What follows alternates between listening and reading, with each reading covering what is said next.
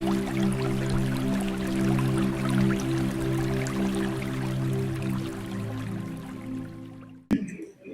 அனைவருக்கும் நன்கு தெரிந்த நமது பட்டுக்கோட்டை சட்டமன்ற தொகுதியினுடைய விண்ணம் வேட்பாளர் காவண்ணா அண்ணாதுரை எம்எல்ஏ எக்ஸ்-எம்எல்ஏ மீண்டும் தலைவரால் ஒரு வாய்ப்பு பெற்று தொகுதி மக்களை நம்பியும் சிறுபான்மை இஸ்லாமிய குறிப்பாக அதிராம்பட்டினம், மதுக்கூர், பட்டுக்கோட்டை, ஏரிப்புலக்கரை இந்த தொகுதியில் இருக்கக்கூடிய இஸ்லாமியர்களையும் இந்த தொகுதி நம்பிக்கையோடு இருக்கின்றது. இவர்கள் நம்மளுக்கு 100% வாக்களிப்பார்கள் என்று. ஒரு வாரத்திற்கு முன்பாக நாம் தமிழர் கட்சியினுடைய ஒரு பேச்சாளர் எந்த அளவுக்கு தரம் தாழ்ந்து பேச முடியுமோ அந்த அளவுக்கு நமது வேட்பாளரை, நான் வேட்பாளரோட எவ்வளவு ஆண்டு காலம் பழகிறேன் என்று உங்கள் அனைவருக்கும் தெரியும். ஒரு ரொம்ப எளிமையான மனிதர். அவர் சொல்கிறார், அண்ணாதுரையாவது மயிராவது அப்படின்னு சொல்லிட்டு ஒரு வார்த்தையை சொன்னாரு. அன்னைக்கு நம்ம எல்லாம் இல்ல, இங்க நாமெல்லாம் ஓட்டு கேட்டுட்டு இருக்கிறோம். நிச்சயமா அந்த மாதிரி ஒரு சூழ்நிலை நம்ம எல்லாம் இருந்தோம்னு சொன்னா, அன்னைக்கு நான் இருந்தேனாக்க அன்னைக்கு நடந்திருக்கிறது அந்த துரைமுருகனுக்கு வேற. இந்த மேடையை வச்சு நான் சேர்த்து சொல்றேன். அது மட்டும் இல்ல, இன்னொரு செய்தி சொன்னாரு, ஒரு ஏரிய ஆட்டையை போட்டு இருக்காருன்னு சொன்னாரு. எந்த ஏரியா இந்த அண்ணாதுரை ஆட்டையை போட்டாருன்னு சொல்லிட்டு நீ எனக்கு நிரூபிச்சாக்க நீ என்ன கேட்டாலும் அதுக்கான வெகுமானத்தை நான் தரத்துக்கு தயாரா இருக்கிறேன். இல்லைன்னு சொன்னா நீ அரசியலை விட்டு நீனும் உன் தலைவனும் நிச்சயமா இந்த அரசியலுக்கு நாயக்கு இல்லாத நீ சொல்லு. இந்த அண்ணாதுரை எதையாவது ஏரி குளம் எதையாவது அந்த புறப்போக்கு இடத்தை ஏதாவது பட்டா போட்டு இல்ல அதற்கு யாருக்காவது பட்டா போடுறதுக்கு உதவி செஞ்சிருந்தா, அந்த நாம் தமிழர் தவறாக பிறந்த ஒருத்தன் தவறான வார்த்தைகளை பயன்படுத்திய சாட்டை துரைமுருகனுக்கு நான் சவாலாக இடுகிறேன். எந்த ஏரியையும் எனது வேட்பாளர், பட்டுக்கோட்டை சட்டமன்ற வேட்பாளர் எந்த ஏரியையும் ஆட்டையையும் போடவில்லை. எந்த யாரும் ஆட்டை போடுவதற்கு உறுதுணையாகவும் இருந்ததில்லை. நீ நிரூபித்தால் நீ கேட்கக்கூடிய சன்மானத்தை நான் உனக்கு இடைக்கு இடை தங்கம் தருவதற்கு கூட நான் தயாராக இருக்கின்றேன். உண்மையாக இருந்தால். இல்லை என்றால் நீயும் உன் தலைவனும் மண்டியிட்டு மன்னிப்பு கேட்டு இந்த அரசியலுக்கே லாயக்கு இல்லை என்று நீ விரண்டோட வேண்டும் என்பதை கோரிக்கையாக வைக்கிறேன். ஒரு வார்த்தை இன்னொன்று சொன்னார். அண்ணாதுரை இந்த நகராட்சியில் இருக்கக்கூடிய டாய்லெட், இந்த பொது கழிப்பிடத்திற்கு போவாருங்க, அதெல்லாம் எனக்கு தெரியாதுங்க. அண்ணன் வந்தாரு, நேரம் அங்கதான் போனாரு. அதான் ஒரு ஆள் சொல்றாரு, அன்னைக்கு அந்த கேட்டான் வந்தாலே இது மாதிரி உங்க பட்டுக்கோட்டை சட்டமன்ற எம்எல்ஏ வந்து இங்க டாய்லெட்டை பயன்படுத்த. எனக்கு அல்லா மீது சத்தியமா அன்னைக்கு அவர் பேசின தெரியாது. இன்னைக்கு அண்ணன் போயிட்டு வந்தோன்னு அன்னைக்கு அதை சொன்னாரு, அதை யாபப்படுத்துங்கிற. அவ்வளவு சாதாரண ஒரு எளிமையான மனிதர் தான். அந்த எளிமையை நீ கொச்சைப்படுத்துறான்னு சொன்னாக்கா நீ ஒரு புறம்போக்கு நாய். அவருடைய வயசு, அரசியல் அனுபவம் என்ன, நீ என்ன? அடுத்தபடியாக நமது பட்டுக்கோட்டை சட்டமன்ற தொகுதி வெள்ளு வேட்பாளர் காவண்ணா அண்ணாதுரை அவர்கள் உரையாற்றுவார்கள்.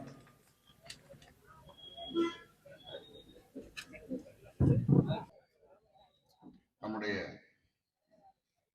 சட்டமன்ற மனிதநேய ஜனநாயக கட்சியினுடைய மாவட்ட இளைஞரணி செயலாளர் முகமது பாசில் அவர்கள் அண்ணனுக்கு பொன்னாடை பெற்றுவார்கள்.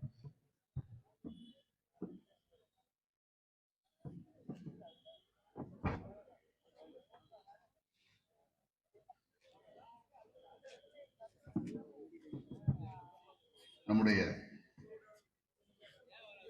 சட்டமன்ற தேர்தல் பரப்புரை பொதுக்கூட்டத்திற்கு தலைமையேற்றிருக்கிற நம்முடைய மாவட்ட கழகத்தினுடைய பொறுப்பாளர் சகோதரர் பழனிவேல் அவர்களே, வரவேற்புரையாற்றி விடைபெற்றிருக்கிற மதுரை மேற்கு நகர கழகத்தினுடைய செயலாளர்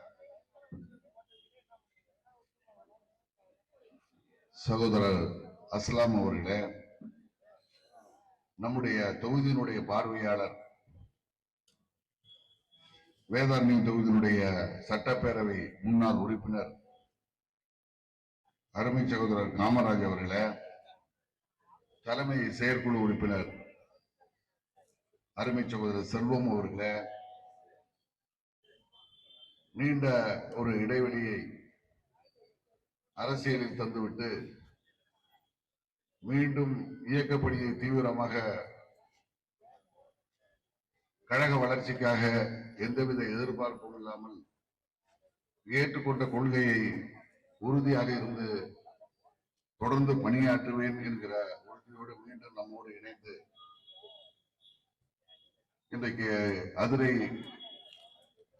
நகரத்திற்கான தேர்தல் பணிக்குழு பொறுப்பாளராக நம்மளை நியமிக்கப்பட்டிருக்கிற பட்டுக்கோட்டை ஒன்றியத்தினுடைய முன்னாள் பெருந்தலைவர் சகோதரர் வேதரத்னம் அவர்களே, மாவட்ட கழகத்தினுடைய துணை செயலாளர் அருமை சகோதரர் ரமேஷ் அவர்களே, மதுப்பூர் பேரூராட்சி மன்றத்தினுடைய தலைவர் அவர்களே,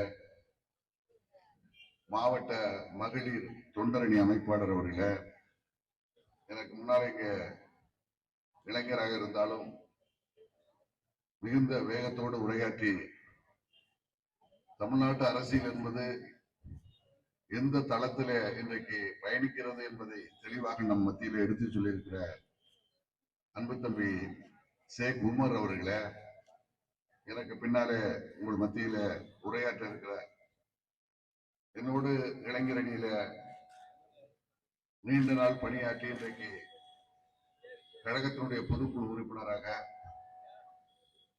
தலைமை கழகத்தினுடைய சொற்பொழிவாளராக, இந்த இயக்கத்தினுடைய கருத்துக்களை மிகப்பெரிய அளவுக்கு நம்முடைய பகுதிகளில எடுத்து சொல்லி நம்மிடையே இன்றைக்கு நம்முடைய பகுதியில சிறப்பு பேச்சாளராக இன்றைக்கு வலம் வருகிற என்னுடைய அன்பிற்கும் பாசத்துக்குரிய சகோதரர் அப்துல் மஜீத் அவர்களே, இந்த நிகழ்ச்சியில இந்த சிறப்பான இந்த நிகழ்ச்சிக்கு ஒத்துழைப்பு வழங்கி இருக்கக்கூடிய நகர கழக பொறுப்பு குழு உறுப்பினர்களே, நகர்மன்ற உறுப்பினர்களே, நகரத்தில் உள்ள வட்ட செயலாளர்களே, பிரதிநிதிகளே, கழக முன்னோடிகளே மற்றும் தோழமை இயக்கங்களான காங்கிரஸ் கட்சி, தேசிய முற்போக்கு திராவிடர் கழகம், விடுதலை சிறுத்தைகள், தமிழர் தேசம், மறுமலர்ச்சி திராவிட முன்னேற்ற கழகம், நம்முடைய சிறுபான்மை இயக்கங்களான முஸ்லிம் லீக், மனிதநேய மக்கள் கட்சி, மனிதநேய ஜனநாயக கட்சி, எஸ்டிபிஐ, ஐக்கிய முற்போக்கு முஸ்லிம் கழகம், நமக்கு தேர்தல் அரசியலில் பங்கு பெற விருப்பம் இல்லாமல், அதே நேரத்தில் இன்றைக்கு இருக்கக்கூடிய அரசியல் சூழலில் எந்த அணி வெற்றி பெற வேண்டும் என்பதில் தெளிவான ஒரு பார்வையை தமிழ்நாட்டிற்கு குறிப்பாக சிறுபான்மை இஸ்லாமிய மக்களுக்கு எடுத்து வைத்திருக்கிற தௌஹீத் அமைப்பை சார்ந்த சகோதரர்கள் மற்றும் தோழமை இயக்கத்தை சார்ந்த நண்பர்கள் எல்லாம் இந்த நிகழ்ச்சியில கலந்து கொண்டிருக்கிறார்கள். நம்முடைய அதிரை நகரை பொறுத்தளவில் வாக்காளர் பெருங்குடி மக்கள், நகரின் மீது அக்கறை கொண்ட பெரியவர்கள், தாய்மார்கள் நிரம்ப இந்த நிகழ்ச்சியில கலந்து கொண்டிருக்கிறார்கள்.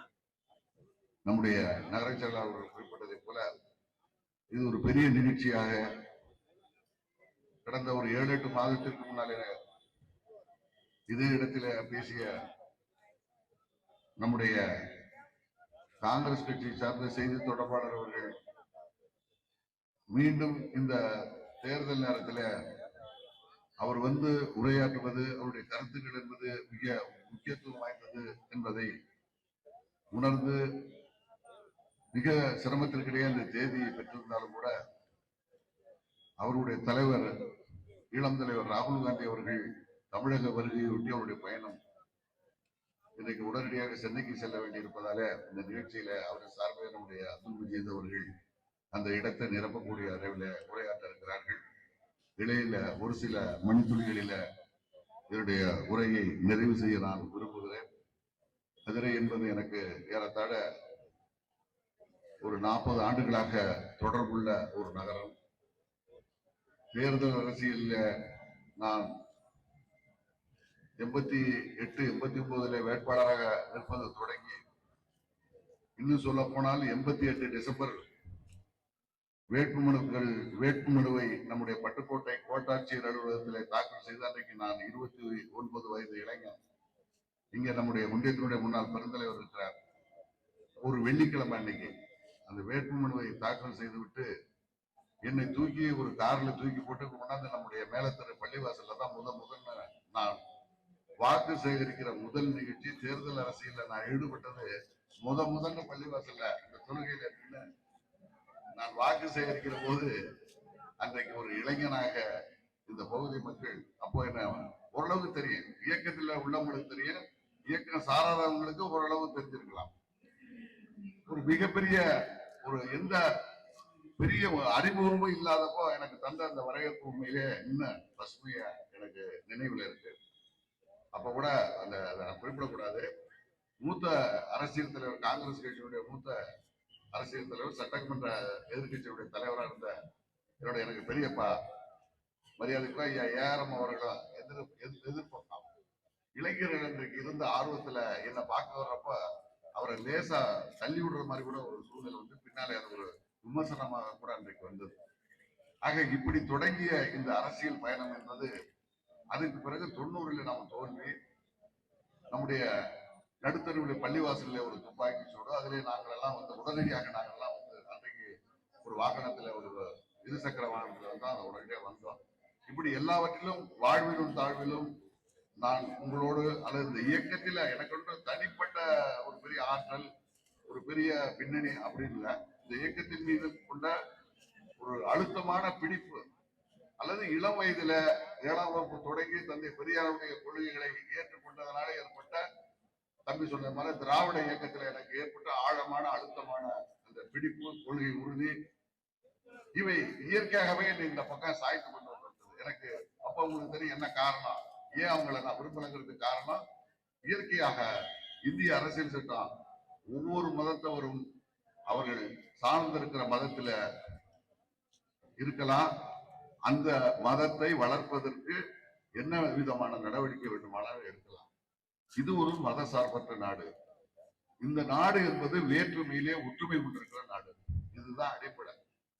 இதை முறியடிக்க, இதை உடைக்க அரசியல் சட்டத்தை தூக்கி எறிய நடந்த முயற்சி தான் இன்னைக்கு நம்முடைய முன்னாள் சட்டப்பேரவை உறுப்பினர் அவர்கள் சொன்னதை போல அவசரமா தொகுதி மறுசீரமைப்பு இல்ல தோத்து போகும்னு தெரியும் உங்களுக்கு. ஏன்னா இந்திய அரசியல் சட்டத்தை திருத்துவதற்கு வந்திருக்கிற உறுப்பினர்கள்ல ரெண்டு பங்கு வேணும், 3ல் 2 பங்கு வேணும். தெரிந்துதான் இந்த மசோதாவை கொண்டு வந்து தோற்று போகும். அதே நேரத்திலே பார்ப்பார், நான் மகளிருக்கு 33% ஒதுக்கீட்டை கொண்டு வர நினைத்தேன். ஏதாவது இந்த பொறுக்கிறதுக்கு 5 சட்டமன்ற தேர்தல் வருது பாருங்க, இதுல ஏதாவது பொறுக்கிடலாமா, இந்த மகளிர் உரிமை, மகளிருக்கு இடஒதுக்கீடு இப்படி சொல்லி மகளிர் இருக்கிற உரிமை. பிஜேபியில வந்து மகளிரை அடிமையா நடத்தக்கூடிய கட்சி பிஜேபி, மகளிரை அடிமையாக நடத்தக்கூடிய மேல்தட்டு வர்க்கம் இருக்கிற கட்சி அந்த கட்சி. அதுல யாராவது தாழ்த்தப்பட்ட பிற்படுத்தப்பட்ட மக்கள் பிஜேபியில மகளிர் அணியில யாராவது இருக்காங்களா? போய் பாருங்க, நீங்களா இருக்க முடியாது. அதெல்லாம் அவார்டு, நம்ம எல்லாம் போக முடியாதுங்க. தெரிந்து வேணும்னு ஒரு அனுதாபத்தை தேடுவதற்காக அல்லது மகளிருடைய வாக்குகளை எதையாவது பொய்ய சொல்லி, அது ஒரு ஃப்ராடு.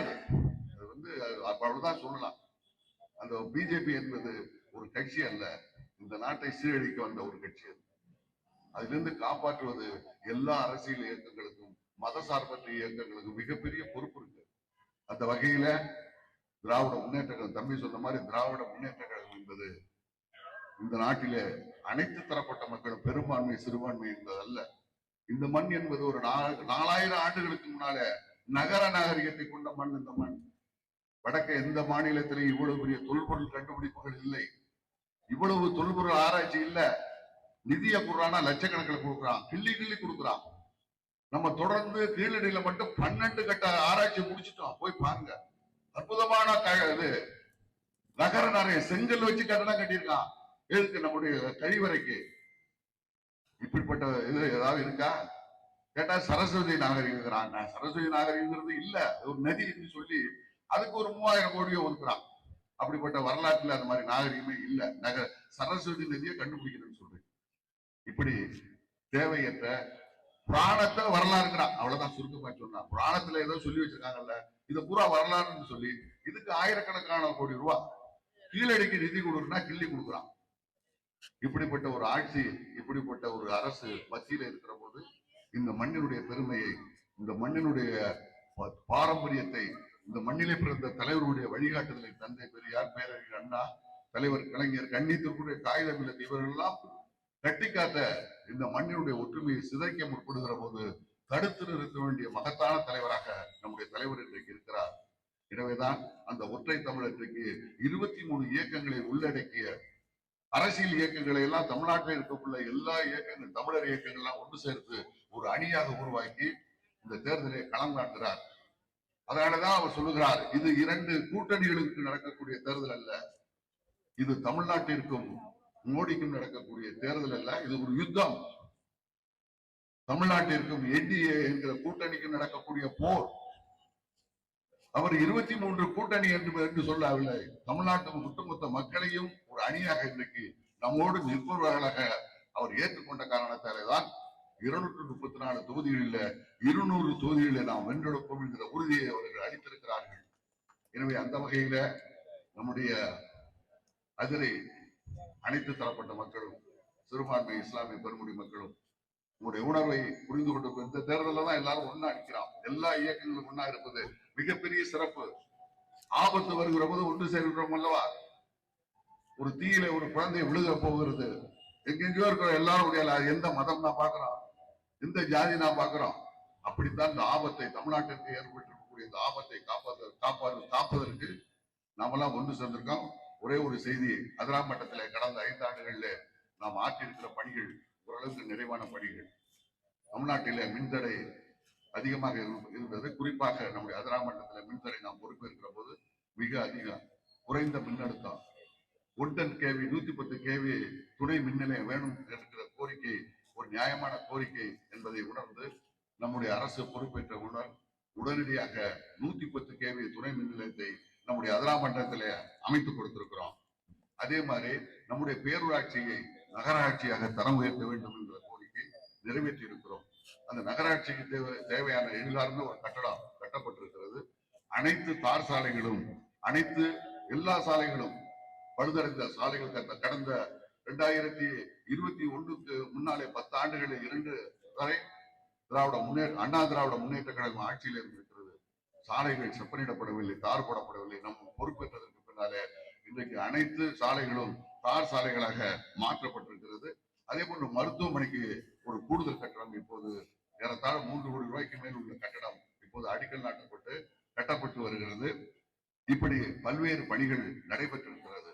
அதே போன்று அதிராம்பட்டினம் இன்று 26 நாம் பொறுப்பேற்கிற போது மீண்டும் அதிராம்பட்டினுடைய வளர்ச்சி என்பது இன்னும் இதை விட வேகமாக இருக்க வேண்டும் என்கிற எண்ணம் நம்முடைய அதிரை நகர பெருமக்களுக்கு இருக்கிறது என்பதை நான் உணர்வேன். நீண்ட நாள் கோரிக்கை, அதிரையை தலைமையிடமாக கொண்ட ஒரு வட்டம் அமைக்கப்பட வேண்டும். நம்முடைய பட்டுக்கோட்டை வட்டத்தை 2ஆக பிரித்து அதிரையை அதிரை தாலுகா வட்டம், வட்டங்கிற தமிழ் தாலுகா என்கிற வட்டம் நிச்சயமா அமைவதற்கு அந்த முயற்சி கடந்த முறை எடுத்தோம்.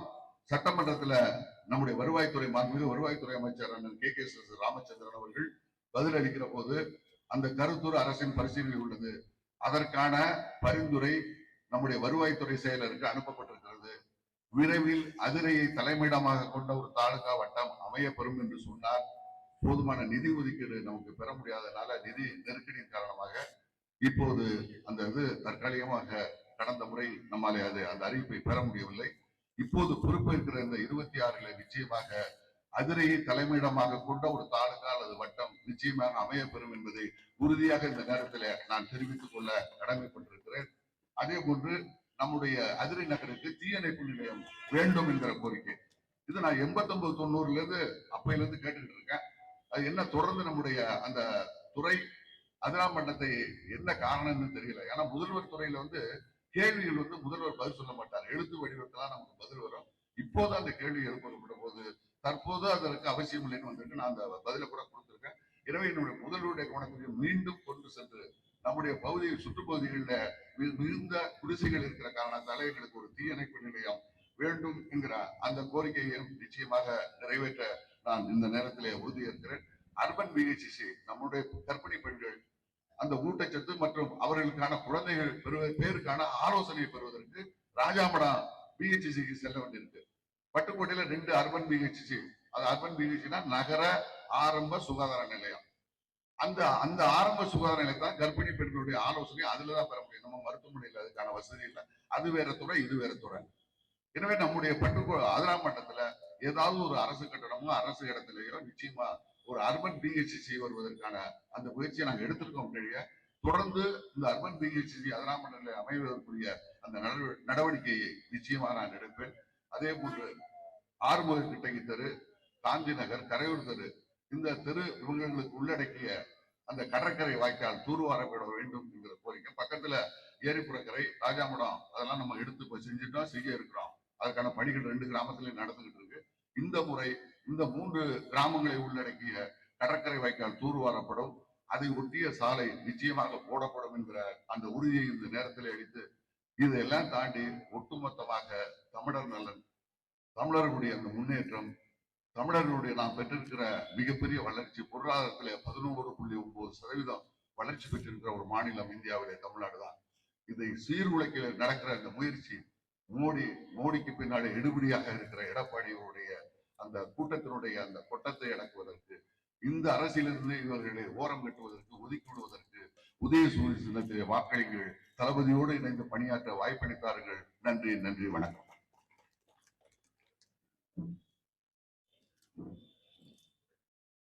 Subscribe to Creativity channel, do like, share, comment and click the notification bell so that you will be notified every time we post a new video.